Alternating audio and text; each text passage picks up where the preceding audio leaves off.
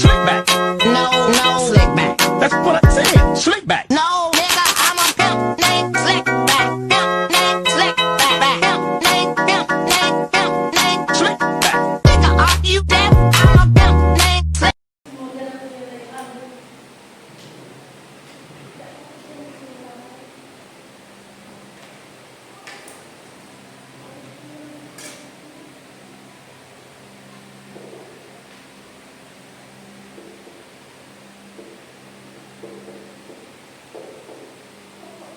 Bismillahirrahmanirrahim. Assalamualaikum warahmatullahi wabarakatuh. Waalaikumsalam warahmatullahi wabarakatuh. Apa kabar semuanya?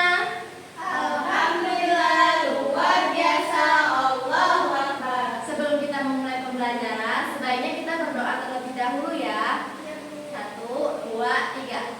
Bismillahirrahmanirrahim. Rabbi sholli sodri wa yassirli amri wahlul uqdatam min lisani yafqahu qawli. Rabbi zidni ilma warzuqni fahma.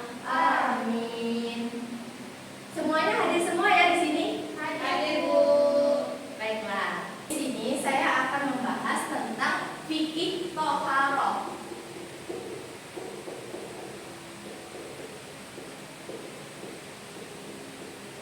Kemarin kan udah belajar nih tentang fikih nikah. Apa sih arti fikih? Coba Siti Nurinaya, apa sih arti fikih? Fikih yaitu pemahaman. Bismillah, Masya Allah.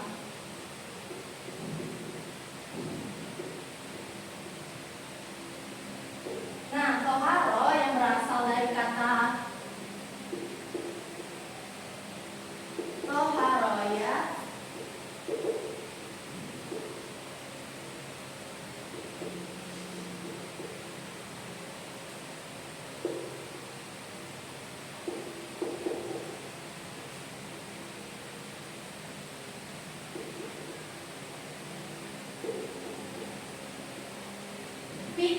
Fikih toharo, fikih artinya pemahaman, sedangkan toharo berasal dari kata toharoyat, turu toharotun yang artinya adalah suci.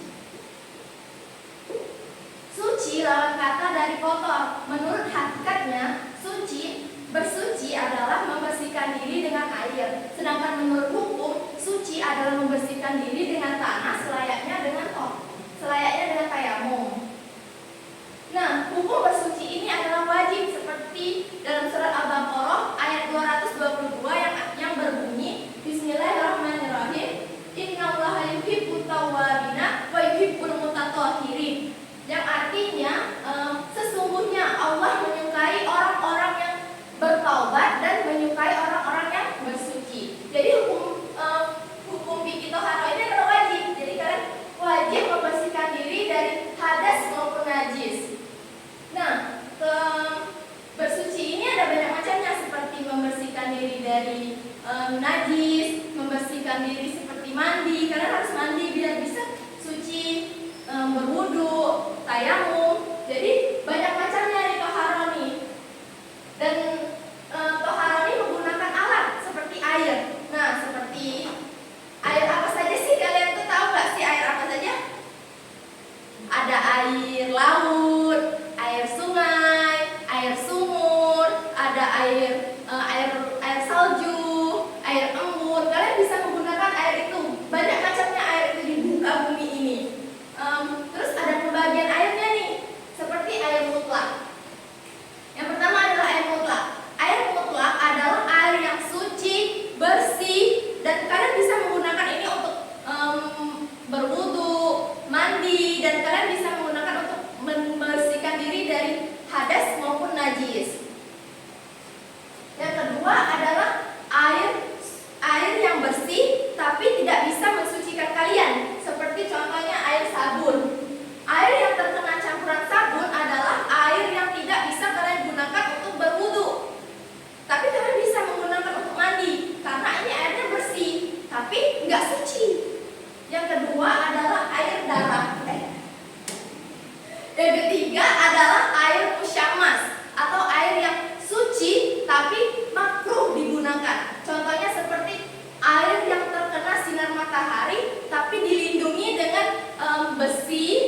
logam, emas, karena tercampur dengan zat-zat besi yang ada di dalam itu. Jadi kalian boleh menggunakan air ini, tapi makruh. Yang keempat adalah air najis. Najis terbagi menjadi 3, yaitu ada najis besar, najis kecil, dan najis sedang. Najis besar adalah najis yang terkena jilatan anjing maupun babi. Nah, cara membersihkannya yaitu dibersihkan dengan air yang diawali dengan tanah sebanyak 7 kali. Jadi kalian harus membersihkan itu, yang diawali dengan tanah dulu, terus kalian cuci air itu sebanyak 7 kali tangan kalian yang terkena jilatan anjing maupun babi. Yang kedua adalah najis kecil. Najis kecil adalah najis yang terkena darah, nanah, bangkai, kecuali bangkai manusia, bangkai belalang, dan bangkai ikan. Jadi itu nggak najis. Yang ketiga adalah najis kecil. Najis sedang. Najis sedang adalah najis yang terkena air kencing anak laki-laki yang belum berumur 2 tahun dan belum makan apapun. Jadi cara membersihkannya cukup kalian percik-percikan saja air mutlak tadi, air yang suci bersih tadi, ke area yang terkena air kencing anak laki-laki tadi. Kalian percik-percikan, jadi sudah cukup gitu saja. Nah, sedangkan najis, kalau untuk air najis ini kalian bisa melakukannya itu ada 2 pembagiannya air najis ini. Jika air najis itu sedikit, maka sedikit dan terkena kotoran di dalam bak mandi kalian dan itu sedikit, jadi air itu sudah tidak bisa digunakan lagi. Kecuali jika air najis itu penuh, seperti 2 kula air ini seperti 216 liter, 60 cm ke bawah, 60 cm ke samping,